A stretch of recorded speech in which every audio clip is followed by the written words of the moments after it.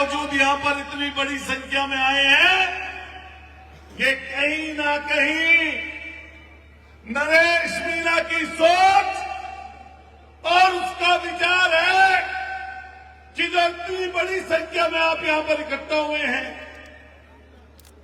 आज उस पुण्य आत्मा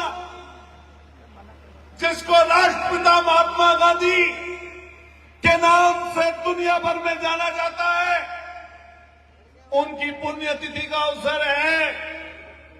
लेकिन चूंकि भगत सिंह सेना का प्रोग्राम, लड़ाई ऐसी नहीं करनी चाहिए जिससे कमजोरी आ जाए। कभी कभी 2 कदम आगे और कभी कभी 2 कदम पीछे। सामने वाले लोग नैतिक नहीं हैं, उनके मन में दया नहीं है, उनके मन में भावना, उनकी भावनाएं नहीं है।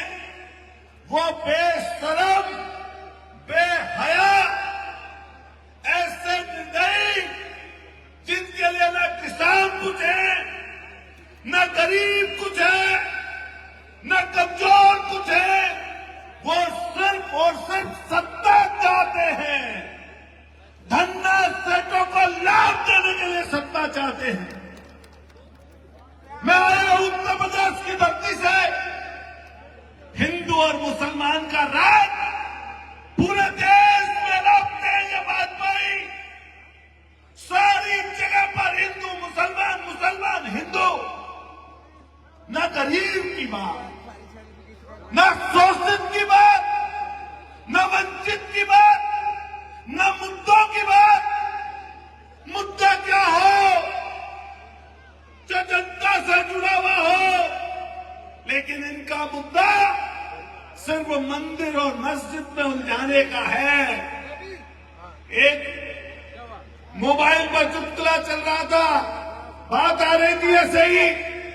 हमारे यहां बनारस जो भगवान भोलेनाथ की धरती है, जहां पर काशी विश्वनाथ जी का बड़ा पौराणिक मंदिर है, उस काशी की धरती पर देश और दुनिया से लोग आशीर्वाद देने के लिए आते हैं। उसी जगह पर जब देश में विदेशी आक्रांताओं ने भगवान काशी विश्वनाथ जी के मंदिर को तहस नहस कर दिया था, तो अब से 250 साल पहले माता अहिल्याबाई होलकर जी ने उसका पुनरुद्धार, पुनर्जीवन करा था। लेकिन देखा होगा आपने टीवी पर, ये हिंदू और मुसलमान की बात करने वाले उस मणिकर्णिका घाट को तोड़ दिया, उन पौराणिक मंदिरों को तोड़ डाला, तहस नहस करने डाला।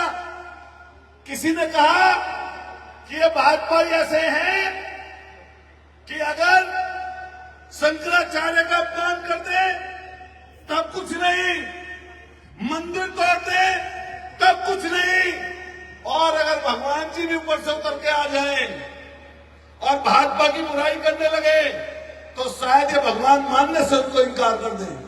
ये ऐसे है इस समय सरकार वाले लोग, और कैसी पर्चियों वाले आपके मुख्यमंत्री हैं।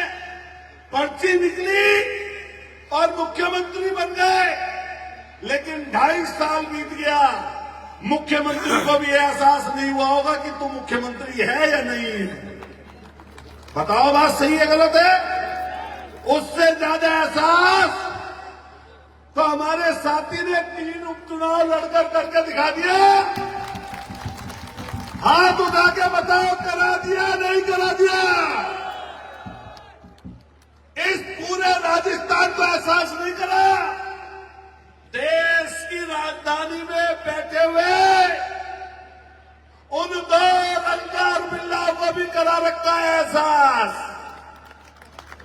अच्छा, मैं नहीं कह रहा रंगा बिल्ला, ये गुजरात से ही आवाज आई है रंगा बिल्ला की।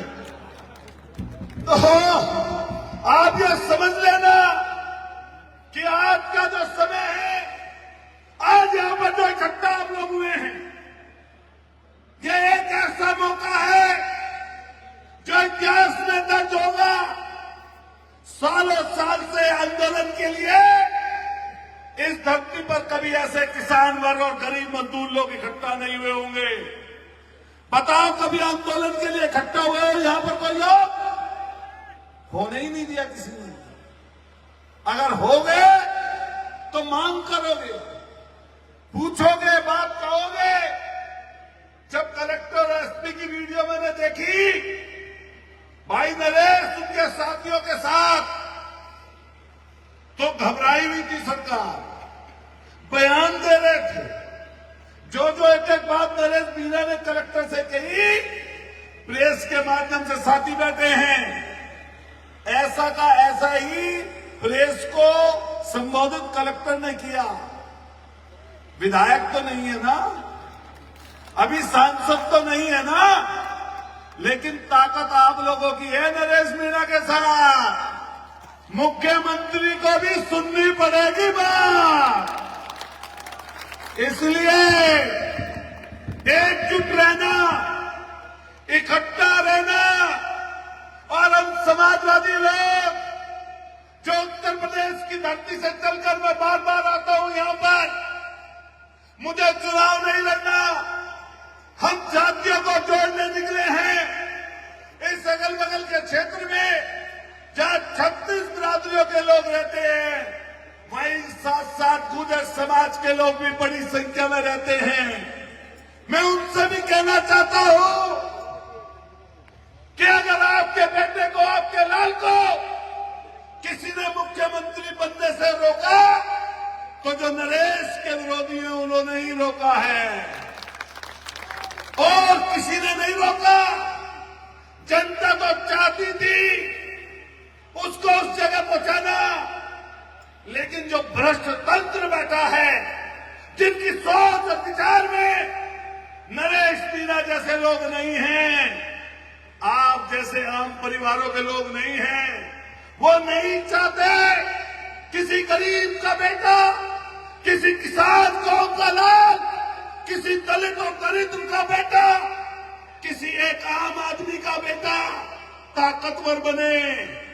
इसीलिए मुट्ठी में रख लिया है कई लोगों को। मैं तो मीणा समाज के भी जो तथा कथित बड़े नेता हैं, उनसे कहना चाहता हूं कि ना हम और ना आप कोई अमर पट्टा लेके नहीं आया। कभी किसी का समय होता है और कभी किसी का समय होता है। अब आने वाला भविष्य नरेश मीणा का है। इसलिए सहयोग कर दो, सहयोग। साजिश मत करो, लोगों को, सरपंचों को, नेताओं को फंसाओ मत। इससे ये आंधी रुकेगी नहीं। ये आंधी नहीं, ये तूफान है, तूफान। ये तो कुछ समझ में आ गया नरेश भाई के, वरना अब भी कलेक्टर एसपी यहीं खड़े होते, यहीं पे पास में। बात सही कह रहे हैं, गलत कह रहे हैं? इस हमारे बेटे ने भी सही कहा कि आंदोलन हिंसक ना हो, लड़ाई ऐसी ना हो जिससे अपना और अपने लोगों का नुकसान हो। मैं आज गांधी जी को सुबह पढ़ रहा था, किसी ने एक स्टोरी लगाई, और उसमें जब गांधी जी को 1931 में गोलमेज सम्मेलन में निमंत्रण आया और वहां पर चर्चिल प्रधानमंत्री था, प्राइम मिनिस्टर, जिसका इस देश के 1/3 हिस्से, एक दुनिया के 1/3 हिस्से पर राज हुआ करता था, जिस इंग्लैंड का। और जब वहां पर गांधी जी पहुंचे, वो हाड़वास का ऐसा इंसान जिसके तन पर सिर्फ एक मामूली चद्दर थी, 45 किलो वजन का वो व्यक्ति जब वहां पर उतरा, तो जब राजा से मिलने जाना था, तब कहा गया कि आपको सूट पहनना पड़ेगा, आपको ऐसे बोलना पड़ेगा। लेकिन गांधी ऐसे दृढ़ निश्चयी व्यक्ति थे, उसी कपड़े में पहुंच गए वहां पर। जवाब नहीं था उनका कुछ। और यहां तो समावेश है। मैं कहना चाहता हूं नरेश भाई से, जहां भगत सिंह जी के विचारों की जरूरत पड़े, वहां भगत सिंह बन जाना। लेकिन कहीं कहीं जहां गांधी जी के विचारों की जरूरत पड़े, वहां पर गांधी भी बन जाना, क्योंकि दोनों की जरूरत पड़ेगी। इतने सारे लोगों को जिनकी इच्छा जिनका विश्वास, जिनका आने वाला भविष्य, जिनकी सोच, जिनका आने वाले जो नस्ल है उनका भविष्य आपके कंधों पर है, उन जिम्मेदारियों को निभाते हुए हर जगह आपको ये कोशिश करनी पड़ेगी कि कैसे ये किसान और मजदूर वर्ग, कैसे ये किसान को, कैसे गरीब और दलित और शोषित लोग इकट्ठे कैसे रहे, कैसे लड़ाई लड़ेगा। मां ये ध्यान रख लेना, ये लड़ाई नरेश भाई और उनके साथियों की मामूली लड़ाई नहीं है, धन्ना सेठों से है, धन कुबेरों से है, आजादी अंबानी जैसे लोगों से है, सत्ता के सीट पर बैठे हुए लोगों से है। इसलिए दोस्तों, साथियों, नौजवान लोगों, साथ हल्का मत कर देना, पीछे हट मत जाना। मंजिल मुझे नजदीक दिखाई दे रही है। यही 2028 का चुनाव जो निकट भविष्य में आपके ऊपर है। जिधर को नरेश मीणा हाथ कर दे कि जिता दो तो जिता देना, और कह दे हरा दो तो हरा देना, जब तो नेता ताकतवर होगा। मैं देख रहा हूं कई हमारे चैनल बैठे, दैनिक भास्कर की कई बार न्यूज आती है, उधर की तरफ भी कोई चैनल वाला बुरा ना माने, लेकिन मैं देखता हूं कि कई बार जब आंखों में आंख डालकर आप इस सरकार से सवाल करते हो तो छापा आपके ऊपर भी डल जाता है। बताओ ये बात सही कह रहे हैं, गलत कह रहे हैं। लेकिन हमारे और साथी यहां पर बैठे हैं, इनकी गलती नहीं है, इनके मालिक जो हैं, जो मालिकान हैं, उनके ऊपर कब्जा कर लिया अंबानी और अडानी ने और इस देश की सरकार ने। तो वो सच्चाई दिखाए कैसे, वो असलियत बताए कैसे। लोग चुनौती देते हैं बाबा साहब के संविधान को। मूर्ख लोग, मैं उनसे कहना चाहता, बहुत जिम्मेदारी और बेबाकी से कहना चाहता कि संविधान की तरफ अगर किसी ने आड़ी तिरछी नजर करी तो ये लोग उसकी आंखें नोचने का काम करेंगे। संविधान गरीबों का और शोषितों का है। इसलिए मैं कह के जाऊं, एक एक व्यक्ति से कह के जाऊं, गरीब किसान नौजवानों से कह के जाऊंगा, ये मुट्ठी, ये हाथ अगर खुला रहता है तो ताकतवर नहीं होता, लेकिन अगर मुट्ठी कस जाती है और बंध जाती है तो ये मुक्का ताकतवर बन जाता है। तो बताओ, एकता के सूत्र में बनकर भाई नरेश मीणा को ताकत देने का काम करोगे या नहीं करोगे? हाथ उठाओ आगे से पीछे तक, ताकत दोगे या नहीं दोगे? मैं अपने नेता माननीय अखिलेश यादव जी को भी धन्यवाद करूंगा। जब मैं यहां पर राजस्थान की धरती पर आता हूं तो मुझे कभी पार्टी की तरफ से रोका नहीं है। मैं हमेशा आया और फिर आप लोगों के बीच में कहना चाहता हूं कि जब ऐसा मौका आएगा कि जातियों को इकट्ठा करना होगा और नरेश मीणा जैसे भाई को ताकत देनी पड़ेगी, तब हम लोग आपके बीच में आएंगे। और बस आपसे यही कहना है, आप सब लोगों से यही कहना है, ये ताकत, ये हौसला, ये जनता देती है। अगर आप हौसला और ताकत देते रहोगे अपनी, तो ये व्यक्ति कमजोर नहीं पड़ेगा। ये व्यक्ति पैसे में कमजोर हो सकता है, पद के हिसाब से कमजोर लग सकता है किसी को, लेकिन इसकी सोच कहीं पर मुख्यमंत्री से नीचे की नहीं है। इसलिए ध्यान रखना ये बात। आज चुनाव हार गया 2 साल में 3 चुनाव, 150 किलोमीटर की दूरी पर हैं। यहां से जाओ पहला जगह 150 किलोमीटर, दूसरी जाओ 100 किलोमीटर। किसी नेता में उत्तर इसके राजस्थान के दम नहीं है, 1-2 नेताओं को छोड़ दो तो, कि इस राजस्थान के 100 किलोमीटर दूर जाकर किसी भी सीट पर चुनाव लड़ ले। है क्या दम? जोर से बताओ, है क्या दम? 1-2 नेताओं को छोड़ दो, बाकी कोई पूर्वी में लड़ सकता है, कोई पश्चिम में लड़ सकता है, कोई उत्तर में लड़ सकता है, कोई दक्षिण में लड़ सकता है, लेकिन पूरे राजस्थान के इतने बड़े हिस्से, इतने भूभाग में चुनाव जाकर कहीं लड़ नहीं सकता। क्या आपका दम, क्या आपकी ताकत है? यह आपकी सोच है, यह आपका त्याग है, यह आपकी तपस्या है, यह आपका अनुशासन है और यह आपके जोखिम लेने की ताकत और हौसला है, जिससे नरेश मीणा जहां चाहता है वहां हजारों लाखों की भीड़ इकट्ठा हो जाती है। फिर मैं अपनी तरफ से ये बात कह के जाऊंगा सबसे कि अपने महापुरुषों को याद करते हुए ये जो तस्वीरें लगी हैं, ये तस्वीरें वैसी ही नहीं है। भगत सिंह जी की वो तस्वीर जिनकी आंखों में अगर आंख डाल लो, पोस्टर की आंख में आंख डाल लो, जब ये हमारा साथी सरदार जी हमारे जब वो गीत की 4 लाइन पढ़ रहे थे तो हर एक व्यक्ति का रोंगटा खड़ा हो जा रहा था, आंखों में आंसू आ रहे थे, लबालब हो रही थी आंखें। ये वैसे ही नहीं है। 23 साल की उम्र में जिसने अपने प्राणों को न्यौछावर देश के लिए कर दिया हो, ये मामूली बात नहीं है।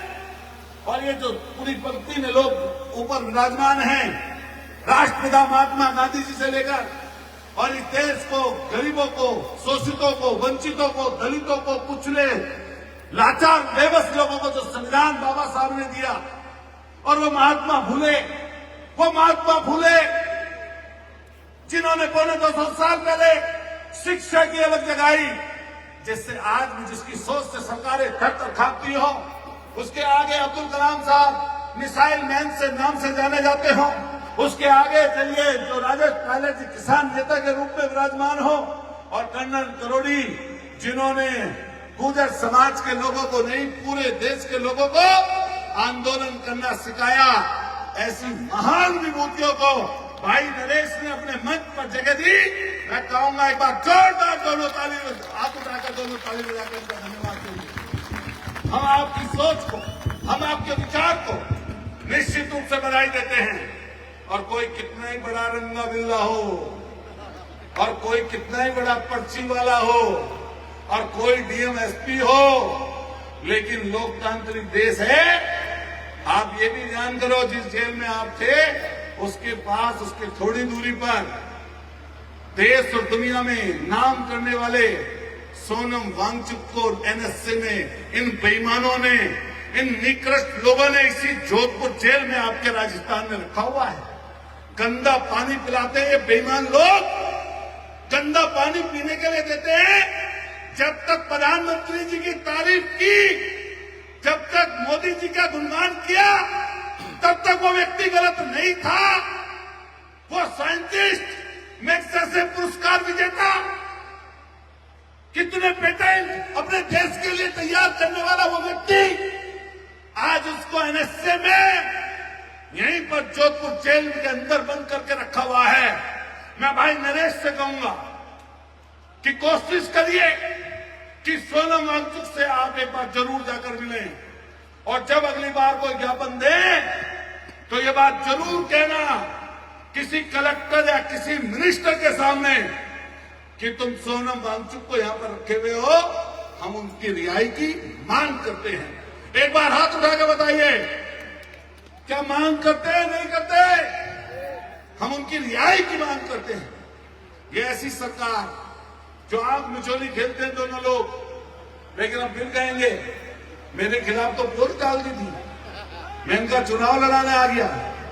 मैंने कहा, हमारे नेता ने स्पष्ट और साफ कहा कि वो इंडिया गठबंधन के साथ हैं, लेकिन भाई नरेश जिस तरह की लड़ाई लड़ रहे थे, मैं व्यक्तिगत रूप से इनकी मदद करने आया था, तो फेसबुक पर कांग्रेस के लोगों ने भी डाला, लिख के डाला हमारे खिलाफ। मैंने कहा, अगर भाई नरेश की मदद कर देते तो जो ये वाली सीट है, जो उनसी सीट पे हारे थे 60,000 वोट लेके, तुम्हारी जमानत जब्त क्यों होती?